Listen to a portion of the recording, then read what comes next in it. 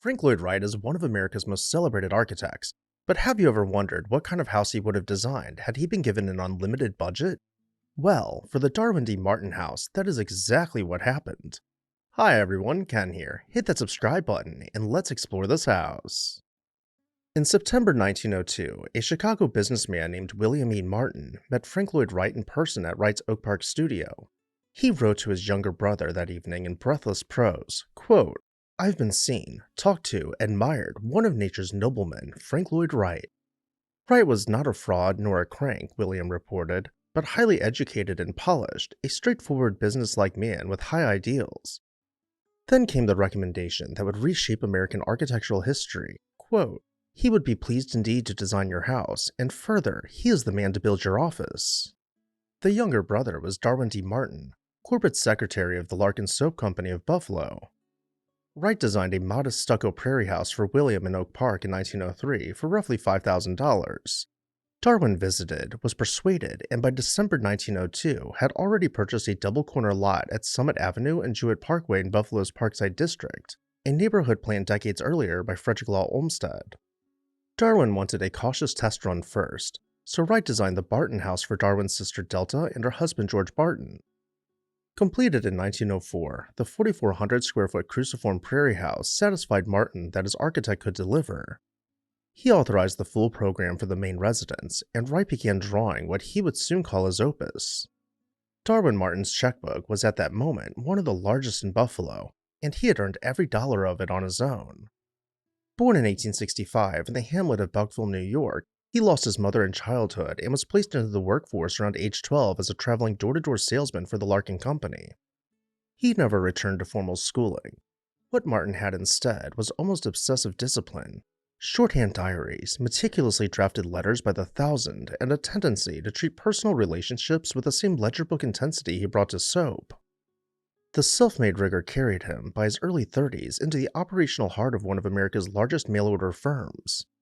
He also silently bankrolled Martin and Martin, the Chicago stove polish concern his brother William ran. In 1889, he married Isabel Reedpath. Their 2 children rounded out the household. What Martin didn't have yet was a vocabulary for expressing his wealth. He didn't want a Newport cottage or a Fifth Avenue chateau. He wanted something new, and Wright was about to give it to him, at any cost.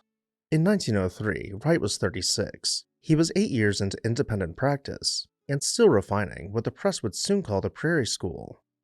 His 1901 Ladies' Home Journal manifesto, A Home in a Prairie Town, had declared that the American house should be low, horizontal, and unified, a response to the Midwestern landscape rather than a transplantation of European revivalism. To achieve this, he proposed what he later called breaking the box. Traditional houses treated rooms as stacked containers defined by load-bearing walls.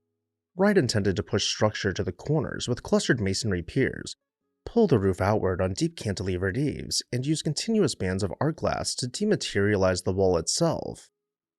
Space would no longer stop at the box, it would leak outward into the landscape and inward through interconnected rooms orbiting a central hearth, Wright's symbolic and literal anchor of family life.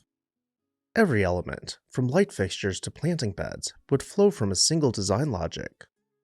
Martin would give him the resources to build the argument at full scale. He also opened a second door. In 1903, Martin arranged for Wright to design the Larkin Administration Building, which opened in 1904 as Wright's first and most celebrated commercial commission. No other client did so much so fast for Wright's career. Between 1903 and 1905, Wright poured his prairie theories into a 6-building, 29,080 square foot estate that dwarfed anything he had designed before.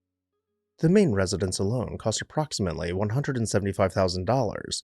The full complex ran closer to $300,000, roughly 40 times the cost of an average American house of the era. Wright ran no budget, and Martin, astonishingly, imposed none. The price of a masterpiece is that no one adds up the receipts until later. The main Martin house measures 155 feet wide by 88 feet deep and only 30 feet high.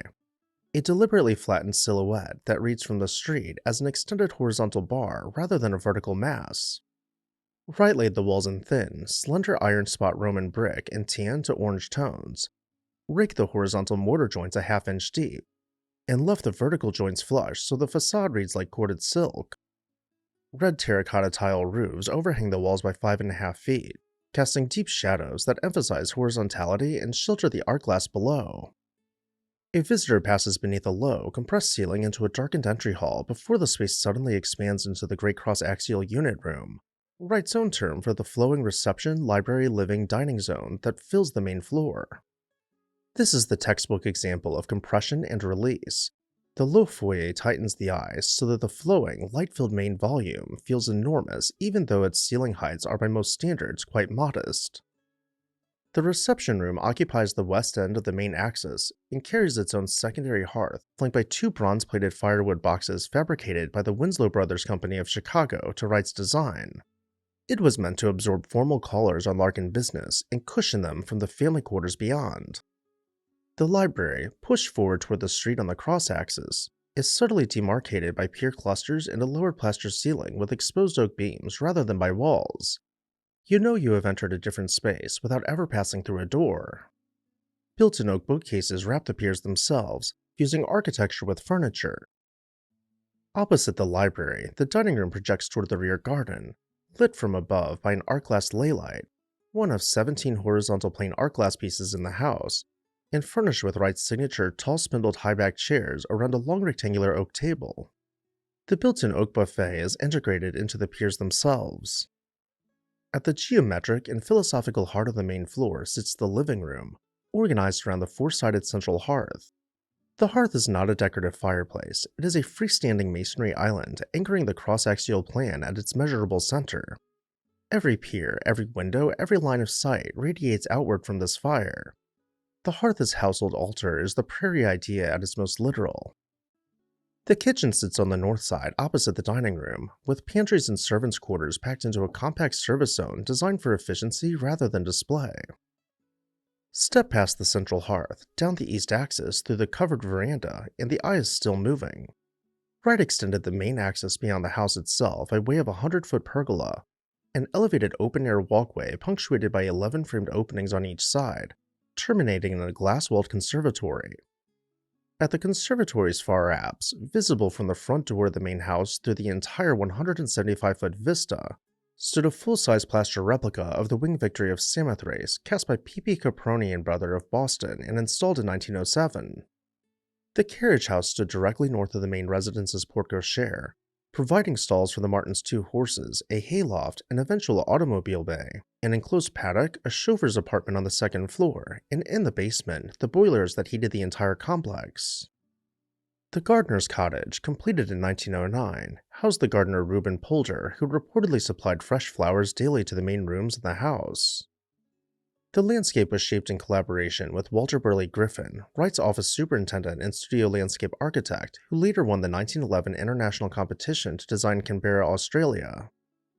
Wright's own judgment on the result was categorical. He described the Martin house as his opus and a domestic symphony, and for nearly 50 years, the site plan hung tacked to the wall near his drawing board at Taliesin. But that wasn't the end of the story. Martin lent Wright an estimated $70,000 over the years for Taliesin's construction, rebuilding after fires, and various business schemes. None was ever repaid. In 1926, Darwin commissioned Wright to design Graycliff, a Lake Erie summer house for his wife Isabel.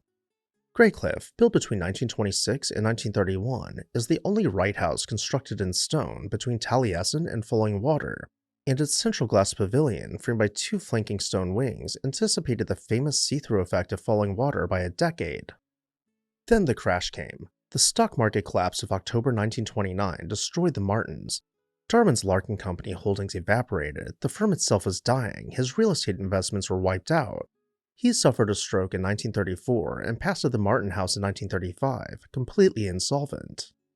Isabel carried on for a year and a half, but the property taxes on the massive estate were unpayable. She abandoned the house in 1937, before passing away in 1945. The Martin house sat empty for 17 years. Broken windows admitted weather, vandals set fires, pipes froze and burst. The wisteria mosaic fireplace collapsed into its own ash pit. Son Darwin R. Martin tried to donate the house to the city of Buffalo and to the state university. Both refused.